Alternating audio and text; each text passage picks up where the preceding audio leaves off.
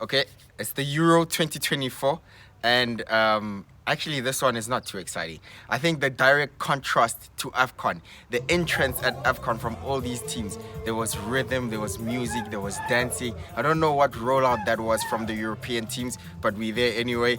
I just wanted to make this video to explain my predictions. So last night, obviously before the start of the Euro, I released my predictions. I posted it on Instagram and on TikTok, but I didn't post it on YouTube. So I just want to go through it a little bit. So you can also understand my logic. They're not biased at all.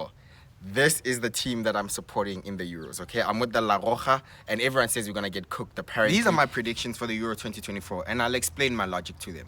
One, I think France win it, right? Because I think they are such a tournament-established team. They don't have to play well to win tournaments or to reach finals. Obviously, they reached the final in the World Cup. They actually don't have to play well most of the games, but you don't really care about that when it comes to international knockout competitions. You just need the result. That's all that matters. And I think at the end of the day, France have the depth in the squad. They have the quality that's needed to produce moments of brilliance when it matters, and they can just get through any result. Their squad is absolutely stacked, so stacked that apparently even William Saliba can't even get into the squad, and this is someone who was probably the defender of the season in the Premier League this season, right? So it just shows you how stacked they are, and obviously they have Kylian Mbappe. For me, is the world's best individual player, and he's a huge tournament player. He has so many goals in the World Cup, in the Euros, that he shows up in tournaments like this. Of course, France finished as runner-ups in the 2022 World Cup, and I think this will just boost them or motivate them to go a step further to lift the trophy, okay?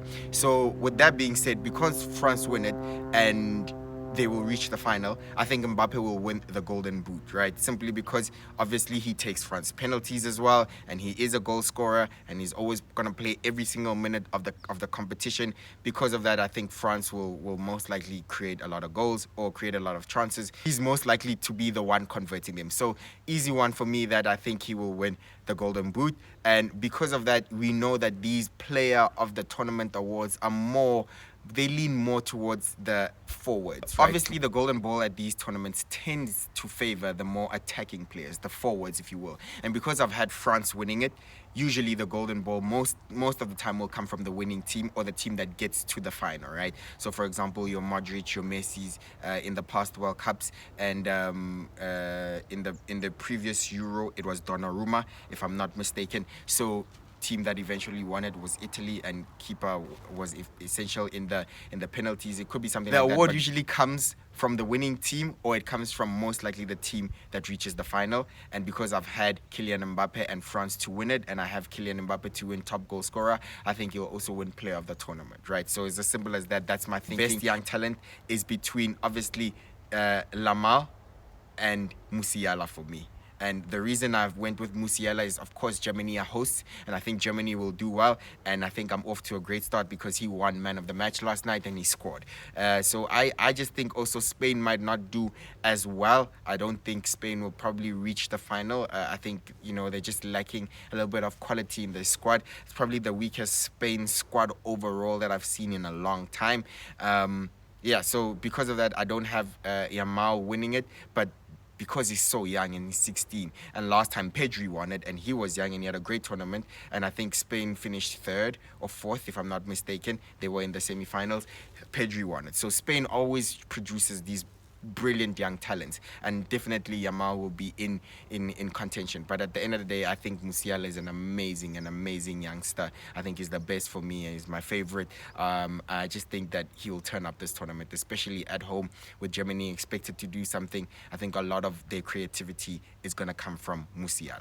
Okay, so my shock prediction is I believe that probably England could struggle. I don't think England will win the tournament, simply because I do not think the defense is good enough. Yes, the attack, they're stacked in quality, but at the back, it's not good. For example, at right back, I would say the most established is probably Kyle Walker. He's captain of Man City, and he'll probably has let's say, the safe pick at right back at England. He's been turned inside out so many times this season. He's been at fault and being the culprit for a lot of goals that Man City has conceded this season. For example, he made the mistake at Sheffield. In the same game at St James's Park, he was turned inside out by both Anthony Gordon and Alexander Isak, where you can just cut in and you can bend it around him, or you can use him as a decoy, or actually you can catch him a lot of times out of position. I just don't think at the moment Kyle Walker is at his best. He's definitely not as good as he was last season. In substitute or in place of him could be Trent at right back. But we all know that already Trent has a lot of defensive questions. Yes, going forward he's amazing, but when he's up against a Kylian Mbappe, for example, a pacey, skillful winger, we know he tends to struggle, and he's been exposed so many times by the likes of, for example, Vinicius Jr. that we've seen, right? So that's a problem. That's a problem for me.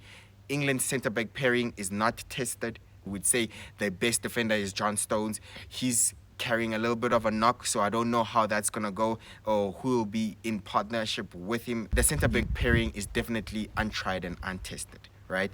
And I just don't think that this is the best defense that England can go with at the Euros. Usually Pickford comes up good in these competitions. I would actually give him that respect. I think he's very underrated, but he also has a mistake in him.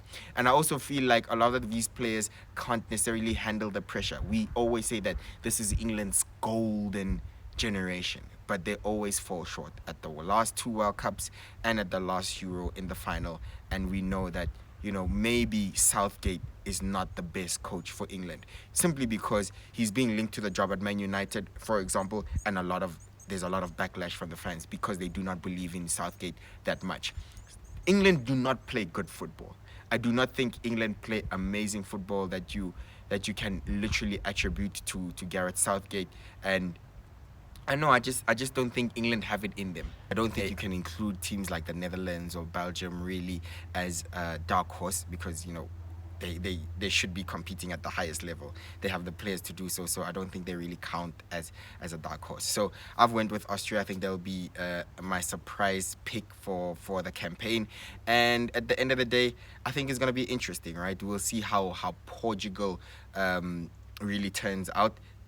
How Cristiano is going to get a lot of criticism or a lot of praise, because that's how it's going to go with Portugal. It's always stacked with quality. It's their golden generation as well, but somehow it's not clicking at these tournaments. But I still think they do not have enough, maybe as a team, to come together and really win a major tournament since if you count the Nations League, but since really Euro 2016, if I'm not mistaken.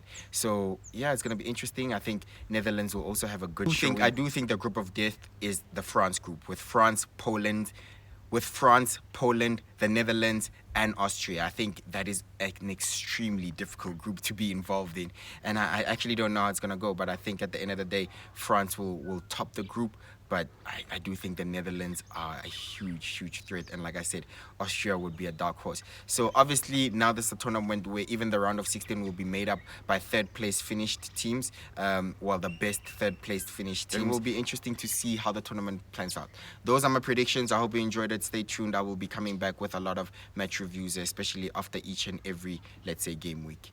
But with that being said, I hope you liked the video. Subscribe, and I'll see you on the next one. Bye-bye.